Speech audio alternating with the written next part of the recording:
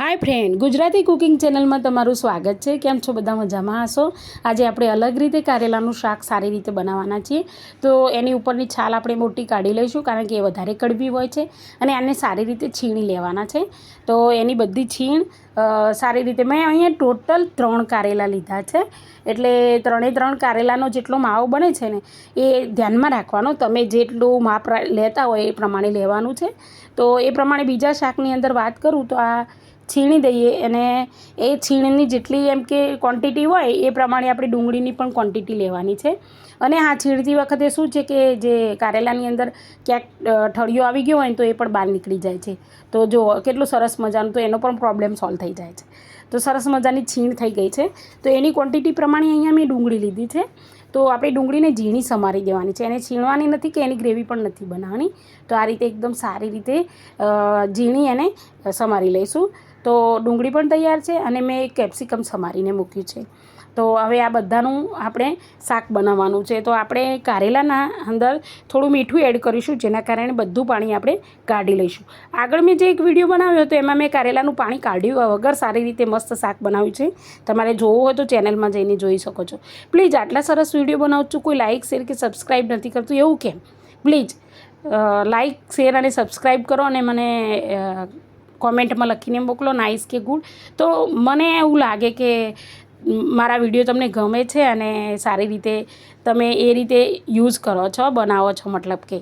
तो आ रीते शाकनुं बधुं पाणी आपणे कड़वाशवाळुं बधुं पाणी काढी लेवानुं छे, एकदम मुठ्ठी दबावीने। तो बधुं पाणी निकળી जशे।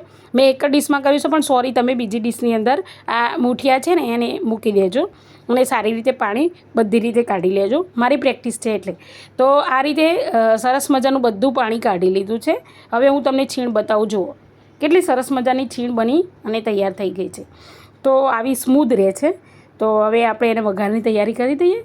તો વઘાર માટે મેં અહીંયા માપસરનું તેલ લીધું છે। અહીંયા વધારે તેલ લેવાની કંઈ જરૂર નથી। तो सरस मजानुं जो मेथी तमे खाता हो तो मेथीथी पण वघार करो तो सरस लागे छे।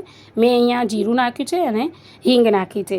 अने त्यार पछी मैं लसण अलगथी फोली अने एना नाना नाना पीस करी लीधा हता। तो अहींया समारेलुं लसण आपणे नाखवानुं छे, तो सारूं एवुं एब्झॉर्व थई जशे। हवे लसण संतळाई जशे एटले आपणी एनी अंदर जे डूंगળી समारी हती बे ए डूंगળી एड करीशुं। तो डूंगળીને આપણે સારી રીતે સાંતળવાની છે, એકદમ લાલ નહીં થવા દઈએ, થોડી કાચી પાચી રાખવાની છે અને સારી રીતે આ રીતે સાંતળી દેવાની છે। તો સરસ મજાની સાંતળાઈ ગઈ છે। હવે તમને લાગે છે જો લસણ પણ સારું એવું સાંતળાઈ ગયું છે, એની સ્મેલ પણ સારી આવે છે। તો હવે એની અંદર આપણે જે કેપ્સિકમ આપણે સમાર્યું છે એ કેપ્સિકમને એડ કરવાનું છે। તો હવે આ રીતે સાંતળાઈ જાય એટલે આપણે એની અંદર કેપ્સિકમ એડ કરી લઈશું। તો સારી રીતે જુઓ, કેપ્સિકમ એક જ લીધું હતું અહીંયા મેં અને સમારીને રાખેલું છે। તો એને આપણે એડ કર્યું છે। લાંબો વિડીયો ના થાય એટલે મેં એનું સીન મૂક્યો નથી। તો અહીંયા જોઈ લો તમે, આ રીતે મસ્ત મજાનું કેપ્સિકમ અંદર જાય ને એટલે તમને ખબર જ છે કેપ્સિકમની સ્મેલ કેટલી મસ્ત આવે છે। તો સારી એવી સ્મેલ આવી રહી છે। તો આ બંનેને આપણે કાચા પાકા જ ચડવી દેવાના છે, એમાં કંઈ વધારે ચડવાની જરૂર નથી, કારણ કે આપણે હજી એની અંદર છીણ નાખીશું એટલે બધું જોડે સારી રીતે, કારણ કે છીણ એકદમ ઝીણી છે એટલે જલ્દી સંતળાઈ જશે અને આના પીસ હોય એટલે સંતળાતા થોડી વાર લાગે છે। એટલે આપણે કાચું પાચું કરી અને પછી એની અંદર આપણે છીણ એડ કરવાની છે। તો કારેલાની છીણ એડ કરી લઈશું સારી રીતે। તો જો આ રીતની કન્ડિશન આવે એટલે સમજી લેવાનું કે હવે કારેલાની છીણ નાખવાનો ટાઈમ આવી ગયો છે। તો બસ હવે સારું। અને હા મિત્રો, એક વસ્તુનું ધ્યાન રાખવાનું છે કે આ બધી પ્રોસેસ કરતી વખતે આપણે ગેસની ફ્લેમ મીડિયમ રાખીશું, વધારે હાઈ નહીં કરવાની। અને આ રીતે પછી આપણે કારેલાની બધી છીણ એડ કરી દઈશું। તો ધીમે ધીમે આપણે બધી છીણ એડ કરવાના છીએ। આવું શાક તમે બનાવશો ને તો ઘરમાં બધાને બહુ ભાવશે અને ગેરંટી છે કે મસ્ત જ બનશે। તો તમે ચોક્કસથી ટ્રાય કરજો।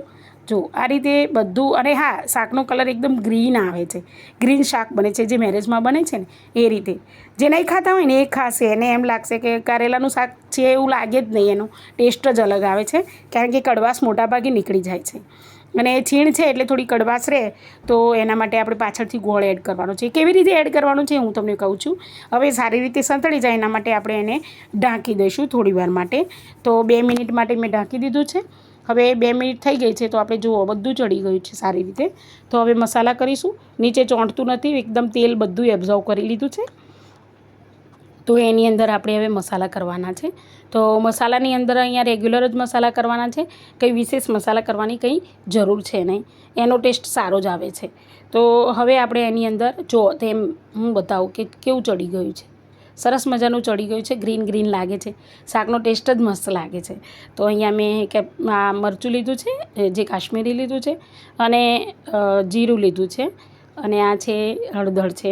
હવે પહેલેથી આપણે મીઠું થોડું નાખ્યું છે એટલે મીઠાનું પ્રમાણ થોડું ઓછું રાખવાનું છે, એ ખાસ ધ્યાન રહે. કારણ કે ઘણીવાર શું છે, કારેલાનું શાક ભાવતું હોય પણ ખારું થઈ જતું હોય છે. એટલે હવે આપણે મસાલા સારી રીતે એબ્ઝોર્વ કરી લે એના માટે ઢાંકી લઈએ છીએ. થોડી પ્રોસેસ લાંબી છે પણ સારી એવી છે. શાક સારું બને છે, મીઠું બને છે સરસ. તો હવે એક્ઝેક્ટ બધા મસાલા એબ્ઝોર્વ કરી લીધા છે. તો હવે ગોળ નાખવાનો ટાઈમ આવી ગયો છે. આ કન્ડિશનમાં જ્યારે આપણે ગોળ નાખીશું ને એટલે થોડું રસદાર શાક બનશે. તો મેં માપનો ગોળ જ લીધો છે અહીંયા, તમે તમારી રીતે લઈ શકો છો.